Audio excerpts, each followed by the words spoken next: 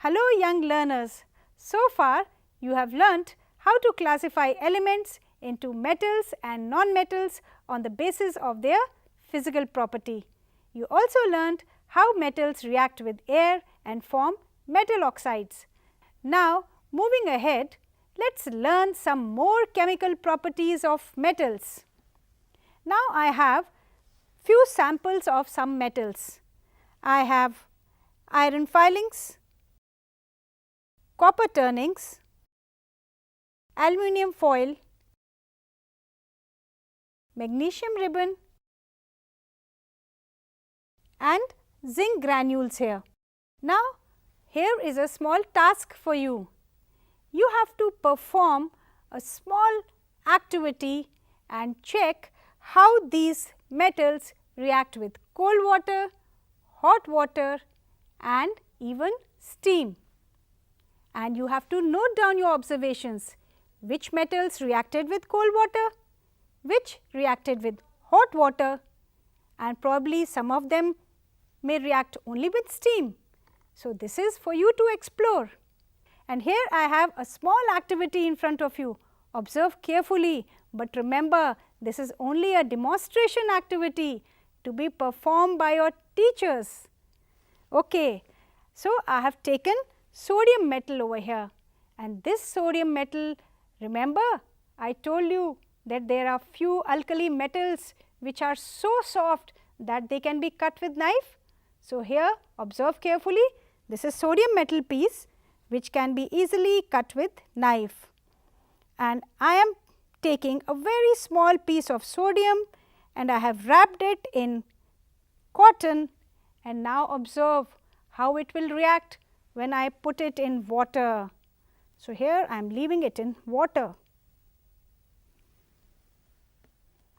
Metals like sodium and potassium, look, they react so violently with cold water. In case of sodium and potassium, see, the reaction is so violent and exothermic that the evolved hydrogen has immediately caught fire. Look, you can see yourself. And that is why I told you this reaction has to be performed only by teacher. And look at the reaction. Can you write the chemical equation of the chemical reaction of sodium with water that you have just now observed? Try doing so.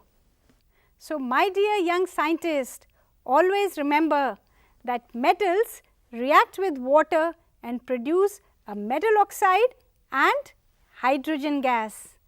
And these metal oxides, they react with water to further form metal hydroxide. Now that you have learned the reaction of metals with water, now let us see how metals react with acids. I have taken 5 test tubes here. In this test tube, I have taken a small sample of iron filings. Here I have taken copper turnings. In this we have aluminium foil. Here magnesium ribbon is present, and in this zinc granules.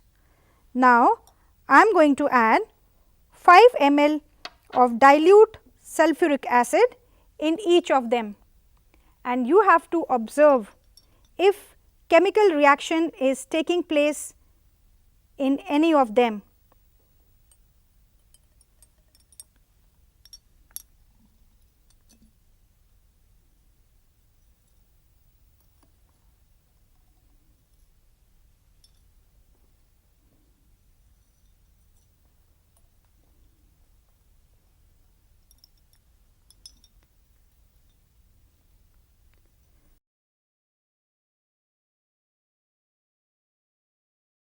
We have to take care that we put equal amount of dilute hydrochloric acid in each of them.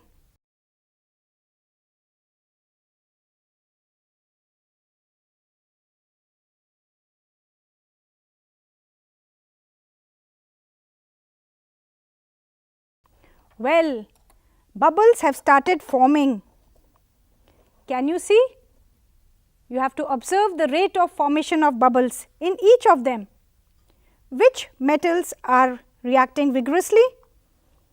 I think it is magnesium, with so many bubbles being formed. And well, you can help your visually impaired friends to help them touch it so that they also know that it is exothermic process. And what about zinc? I think zinc is equally reacting fast. Can you see the formation of bubbles? And note carefully how the bubbles are arising from beneath the zinc metal.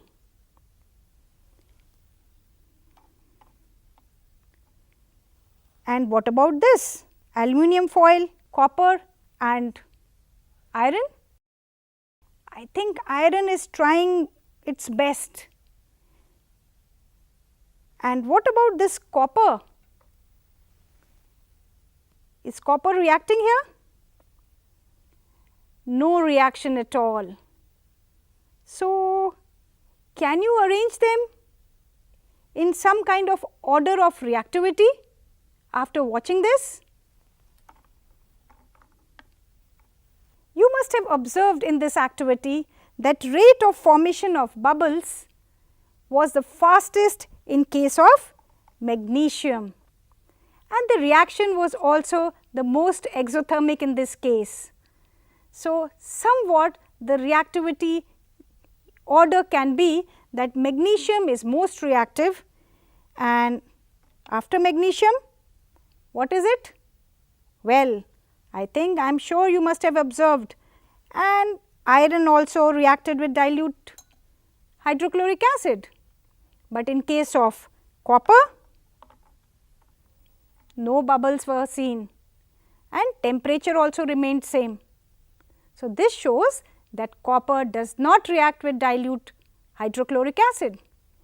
Now, learners, you must try writing equations for the reaction of magnesium, aluminium, zinc and iron with dilute hydrochloric acid. Now, it is time for you to visit library, and you may refer to school library or e-library or your own textbook to find out why hydrogen gas is not evolved when a metal reacts with nitric acid. Can you guess? We have learnt that metals replace hydrogen from acids and hydrogen gases evolved in the cases where the reaction happened. But there is an exception, and here I am giving you a small hint. If you would have taken nitric acid instead of dilute hydrochloric acid, you would not have seen any reaction. You know why? Because nitric acid is a strong oxidizing agent. Maybe it oxidizes the hydrogen produced. Find out and record. And now it is time for you to become little deductive. Are you ready? You know what happened? Once a man went door to door posing as goldsmith. He promised to bring back the glitter of old and dull gold ornaments.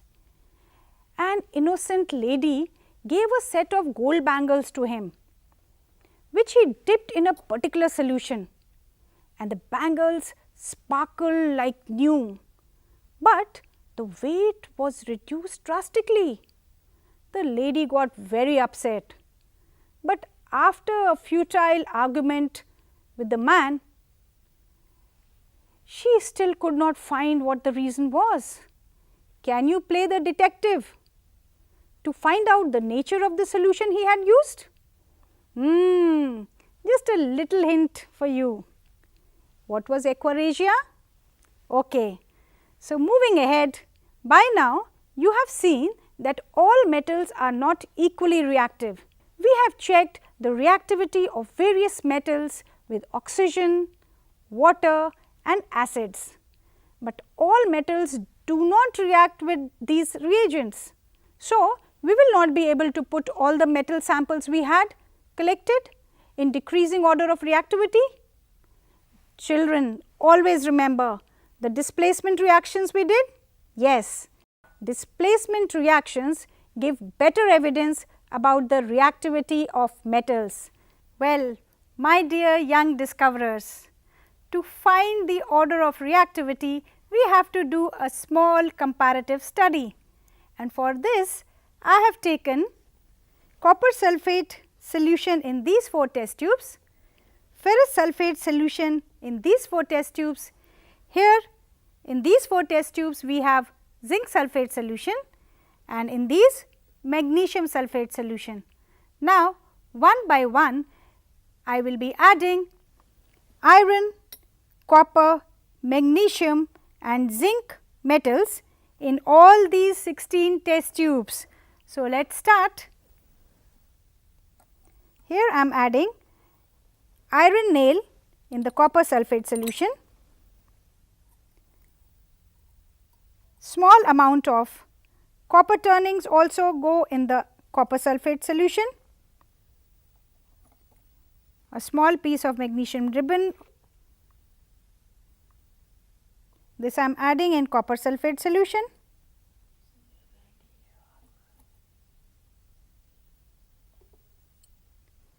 and a tiny zinc granule also I am adding in copper sulphate solution. And now we will wait for the reaction to happen and we will see what happens after 20 minutes. And likewise, let me add all these small pieces of metals into the solutions. In the ferrous sulphate solution, I have added iron nail, and in ferrous sulphate I am adding copper turning, a small piece of magnesium ribbon and a zinc granule goes here. Likewise, now in the zinc sulphate, I am adding a small piece of iron here. In zinc sulphate, a small pieces of copper turnings I have added here, magnesium ribbon and zinc granule. Similarly, I have added 4 metals in magnesium sulphate also. So, after 20 minutes, let us see the results. In case of copper sulphate, where we had added iron nail, the color of copper sulphate has faded. You can compare it with the original solution from which we had put copper sulphate solution in this test tube. Can you see the color change? Okay. And what about the iron nail? Let us see.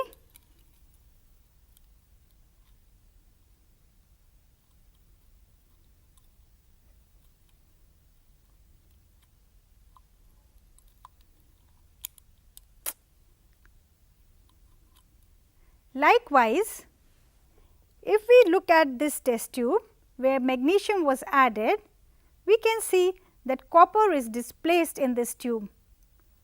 And let us have a look where in copper sulphate solution we had added zinc. Here also reaction is taking place, though it is a slow reaction. And also note that there is no change here in this test tube where we have added copper. So, what can we infer? Yes, that iron, magnesium and zinc are more reactive than copper. Reactive metals can displace less reactive metals from their compounds in solution or molten form. Now, coming to ferrous sulphate solution, let us see which metal has been able to remove iron from iron sulphate solution. Okay. In case of copper, there is no change, whereas we see that iron is displaced from iron sulphate solution by magnesium, and also if we observe the case of zinc, we can see that slight reaction has taken place here also.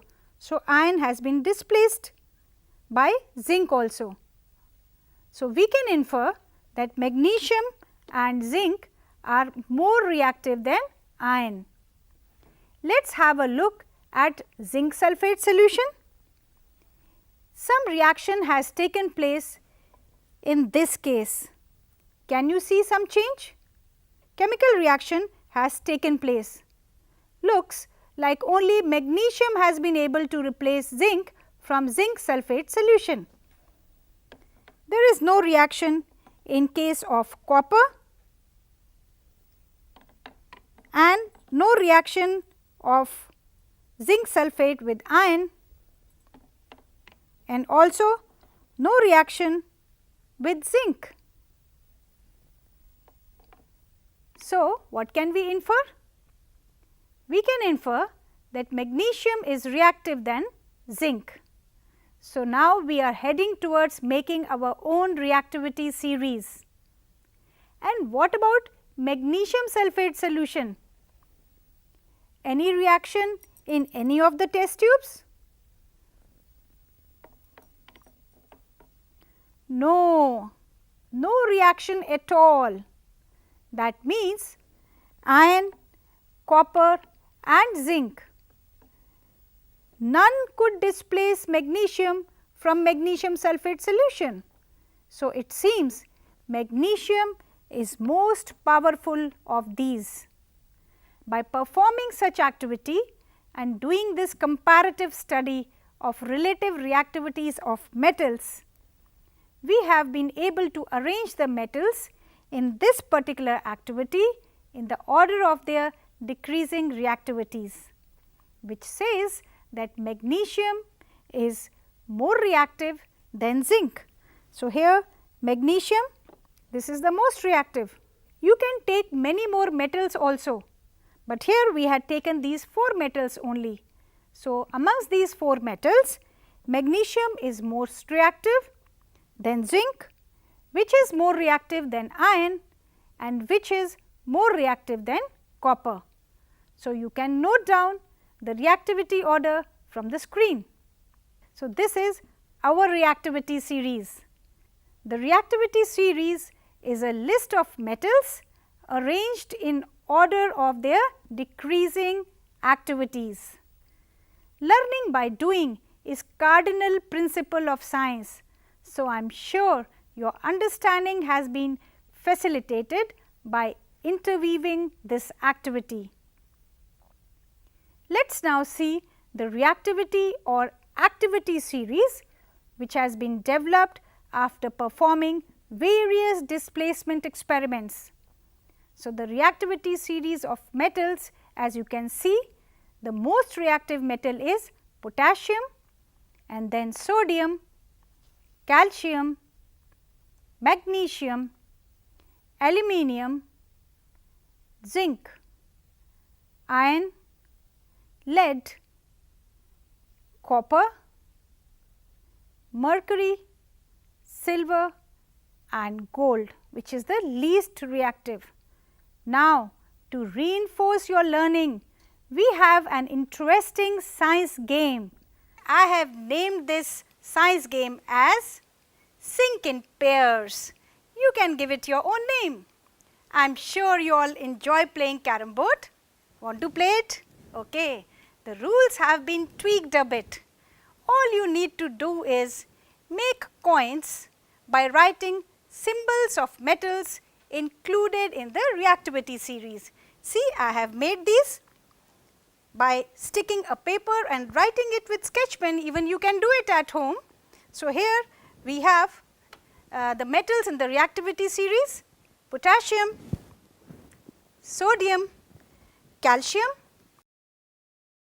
magnesium, aluminium, zinc, iron, lead, copper, and what comes after copper? Tell me. Yes, it is mercury, and then we have silver, and queen will represent H. H, you know, is hydrogen and it is not a metal, but yes, it is kept in the reactivity series so that you can compare that which metal can replace hydrogen. Well, in which reaction it was? Where the hydrogen was getting replaced by metal? Yes, reaction of metals with acids. Well, okay, let us start playing, and I am arranging it here in the circle, and while I arrange it, let me tell you that each player has to pocket 2 consecutive coins to score a point. Any metal coin followed by a metal coin which it can displace. The player will be allowed to refer to the reactivity series chart in the beginning 2-3 games till they learn it in the process of playing. Okay? So, let us start the game. Here I have the striker. I am going to start the game by striking it. If you have carom board at home, why don't you arrange it and play with me?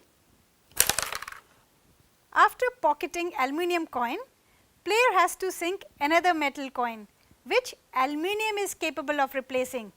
Tell me quickly, which metals aluminium can replace? Refer to the activity series. Now tell. Yes, the metals placed below it in the activity series like zinc, iron, lead, copper, mercury, silver and gold. All these can be replaced by aluminium. So, let us see. We proceed with the game.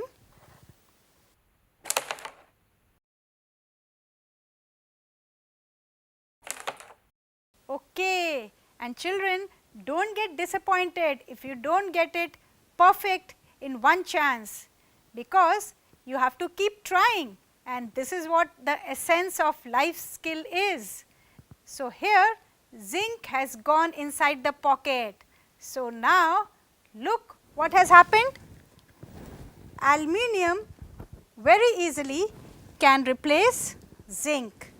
So, this is what the game is about, sink in pairs. So, okay, here I have my pair and I get my scores for this. So, let us continue the game, and when you are playing with your friends, the second chance goes to the friend. So, here let me do it myself. Okay.